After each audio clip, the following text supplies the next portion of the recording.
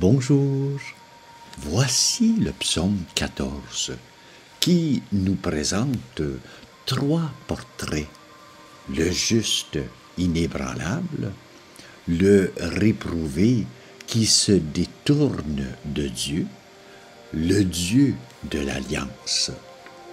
Entrez dans le psaume. Lire une première fois le psaume à haute voix.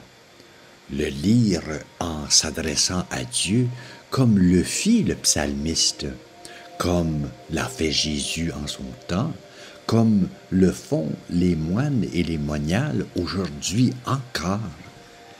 Il débute par des lieux, la tente, la montagne, et s'achève avec une attitude demeurée. Après avoir laissé retentir une première fois cette prière, la proclamer une seconde fois, prêtant votre voix à la supplique du psalmiste. Saisir le sens. Ce psaume est une interrogation lancée à Dieu. La tente ou la montagne sont des images pour signifier être en présence de Dieu. La tente est dressée dans le désert par le peuple hébreu et sous laquelle reposaient les tables de la loi reçues au mont Sinaï. La montagne est traditionnellement le lieu où Dieu se révèle, comme au Sinaï, à l'Horeb, puis au mont Tabor. Le portrait d'un juste. Se conduire parfaitement, agir avec justice, dire la vérité selon son cœur, freiner sa langue, ne pas faire de tort, ne pas outrager. Cette attitude lui donne de savoir discerner entre le réprouvé, celui qui refuse Dieu, et ceux qui s'attachent à Dieu, ses fidèles. C'est un homme de parole qui pratique la justice, prête sans intérêt, évalue la portée de ses actes. Vivre ainsi le rend stable, inébranlable, comme la montagne, évoquée dans les premiers versets, ou encore une tente profondément ancrée dans le sol. Je contemple ce portrait dressé et laissé venir à ma mémoire les images des personnes connues de mon entourage ou du grand public qui semble vivre ainsi, comme c'est juste. Je remercie Dieu de ces témoins. Ce chemin m'est possible à moi aussi. Le portrait d'un réprouvé. Le psaume ne présente que des traits positifs dans l'agir du juste. C'est le bien, le beau, le bon, qui est la mesure et non pas ce qui avéit l'homme.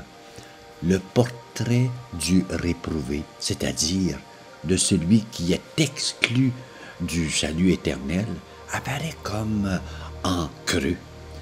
Jésus, qui a médité ce psaume, nous propose une parabole qui peut nous donner d'autres images pour comprendre celle de celui qui bâtit sa maison sur le sable.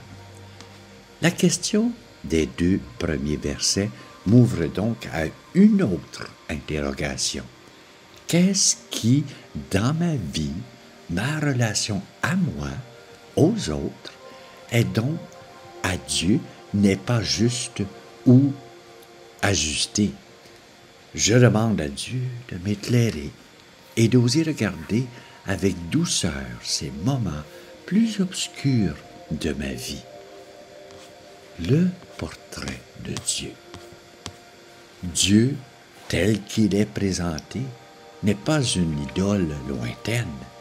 Il est possible de lui être proche, de résider sous sa tente ou sur sa montagne. C'est d'abord une attitude demeurer inébranlable, mais non pas sans compassion, toujours juste avec son prochain. À mon tour, je prolonge ce psaume. Quelles sont les qualités que je trouve à ceux qui sont proches de Dieu, assez fidèles? Je trouve les mots pour l'exprimer à ma manière, comme un ami parle à un ami, comme un serviteur à son maître. Voilà les bonnes prières.